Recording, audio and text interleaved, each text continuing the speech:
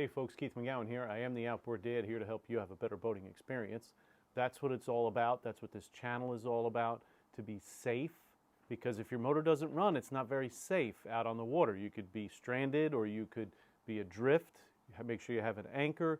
We're going to get into some safety stuff. But first things first, if your motor runs, you can get out of the way if there's other people coming, because sometimes people are not watching.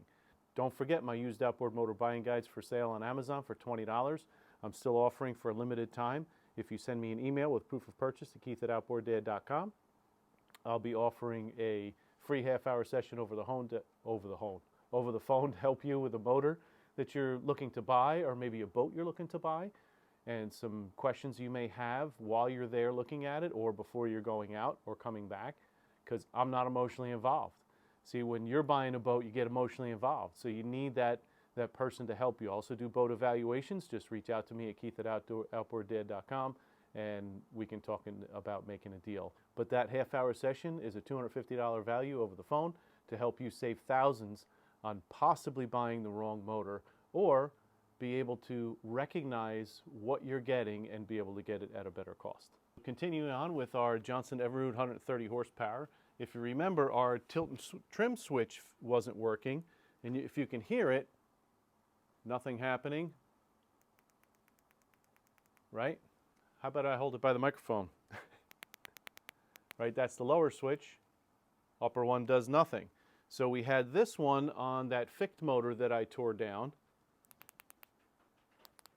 and they're both working. Of course, it had a different plug on the end of it.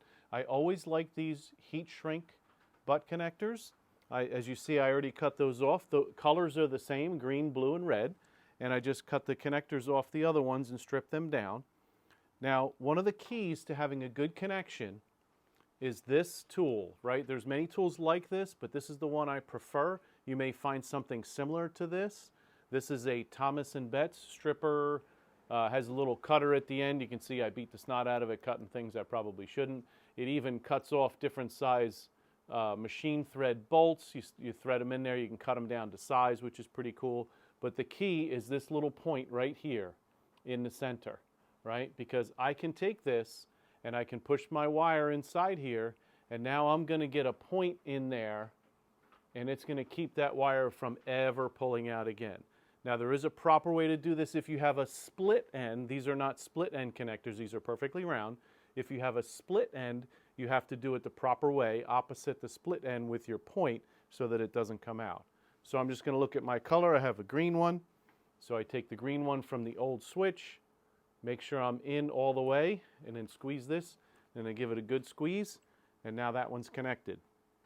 So we're going to get the rest of these on here. We'll do the red one next. Now the red one, if you noticed, is our positive, right? So it has a bullet end on it that's a male end, and the other ones are female ends. Don't give me no lip about male and female. I don't want to get into it. So we'll put the other one on. Now we could just go ahead and hook this up, hook up the battery, and test it just to be sure if we wanted to, but there's no need to. I already tested this before I saved all those extra parts. So we'll go ahead and get this slipped inside here. We're going to heat shrink these up so they're nice and sealed up. And then this will be ready to go, and we'll be ready to put our cowlings on, and we'll be ready to get our lower unit. So our lower unit is next. Let's go ahead and get that water pump out, because I want to order either a full water pump casing, which I think I have spare casings. I'll have to double check in my little stock in my shed. But we need to get an impeller for that. We need to go ahead and drain the oil out of this because we want to change the oil in it. We did check it to make sure there was no water in it. So those are the things we're going to do next and get ready to fire up Sean's motor real soon. So it can be a little tricky sometimes. Listen, if it was easy, anybody do it, to get this nut on. It does have a flatter side, and there is a little washer that goes on first, so we want to make sure we put a little washer on there. It's kind of like a gasket. So what we do is we do one at a time. We'll pull our sheathing down, and then we'll put the next one through, trying not to split our washer here.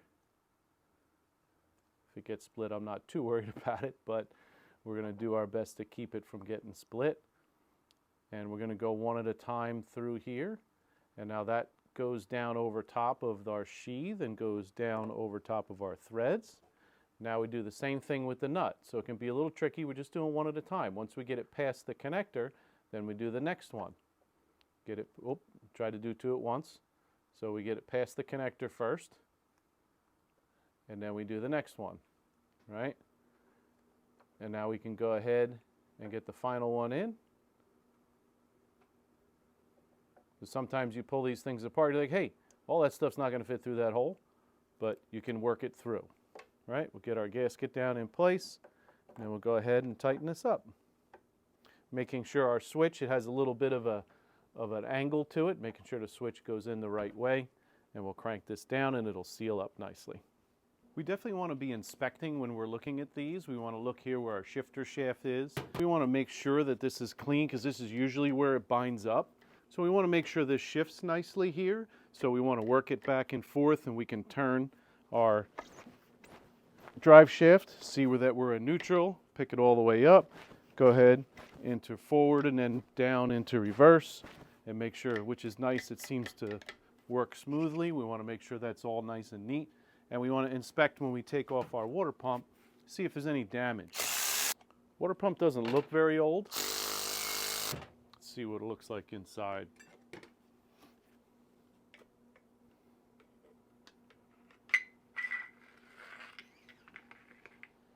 So I want to inspect this cup. It looks really clean inside, no markings. We're going to go ahead and pull the cup out, and we'll make sure there's no melted pieces inside here.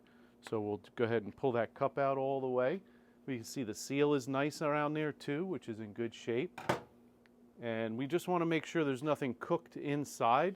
Just because the cup is new doesn't mean that the plastic on the inside is in good shape. And there's an O-ring inside there too we want to check. Water pump is definitely shot, probably more from sitting than anything else. And let's see, we'll get that to come off. And there's an O-ring on the bottom and our keyway. So we're going to pull this up. And as you can see, this water pump is shot.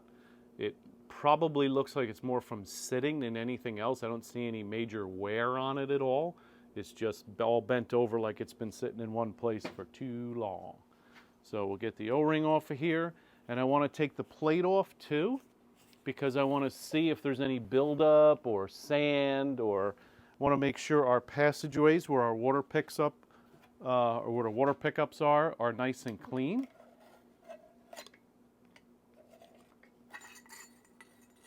That came off nicely. And we want to look real close inside here. Looks really good. Seal looks good. This is a two-piece shaft, so the seal's going to wobble like that, or the shaft is going to wobble like that. We want to make sure that there's nothing blocking. So I don't see any greenery or sand or anything inside here. Looks nice and clean. So we'll go ahead and get a new impeller for this, and we'll drain down this lower unit oil and just double check it. Let's see what it looks like. So we got the plug out. As we saw, it was nice and clean. I don't see any metal bits on the magnet. So let's take the vent out now so we can get it to drain all the way. No moisture or water or anything coming out, which is really good. This one has a nice gasket on the top. Let's check the bottom, make sure, because I don't have a gasket on the, yep, has a nice clean round gasket on the bottom. So now we can go ahead and get our pump ready, because when this is done draining down, we'll just fill it up with nice fresh gear oil. All right, now we can go ahead and pump her up. Sometimes it's easier on the ground to do this, but we'll pump it up till we get a little oil come out the top. And then we'll put the top plug in first. This way it'll hold the oil back, so when I take this out, we won't lose as much. You always lose a little bit, but not enough to cause a problem. I've had this old pump for years. It was a Lubramatic from E&B Marine. I don't even know if E&B Marine is around anymore. It's plastic, and yet the thing still works. What I like is that it works, but also the fittings on the bottom are not plastic. A lot of the newer ones, when you buy them, are plastic threads. It's very easy to cross-thread them, and then they don't seal off well. And if you've seen any of my other videos for testing your lower unit, pressure testing, I actually use that fitting to do my squeeze ball and a gauge to check 10 pounds of pressure for 10 minutes. You can look up that video. Actually, I have a couple in there. A couple Yamaha tests, Evinrude Johnson tests, Mercury lower unit tests. Okay, now we're coming out the top. Now I don't want to pump it again. I used to think, well, I'll pump it again, get a little more in there. It's just going to pressurize it so that when you take the bottom plug out, it'll just, more will come out.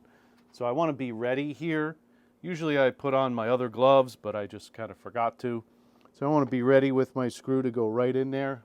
Let's put the washer on it. Make sure we're set with that. You always want to make sure you have a nice, clean, unbroken gasket washer. This one happens to be a plastic one. They do make them in like a gasket material as well. So I want to be right next to it, ready to go, so I can get it in there real quick so I don't lose as much oil. Lower unit oil changed. Now we'll go in and we'll order up a water pump impeller, and we'll be ready to put this back together. So I'm just going to double check and make sure my screws are tight. So we can see here that the fluid we took out of it is nice. Nothing wrong with it. Can't save it. I'm not going to reuse it, but it's pretty fresh, almost like it might have just been changed. So that's about it for Sean's motor. Once we get our impeller on here, we'll go ahead and put our water pump back on, and then we'll be ready to go. We'll lubricate up our shift shafts and our splines at the top before we put it back inside the motor. We did put grease inside the crankshaft when we assembled it, but we'll put a little more in there to ensure. I have all my bolts over here that I removed from my lower unit, so I'll make sure if they need to be cleaned, if there's any corrosion on them, get them white lithium greased up. Then we'll be able to put this lower unit on and fire this motor up. I'm getting excited. Please like, subscribe, send me any comments that you have, and we might fire this up in the next video coming soon. Have a great day.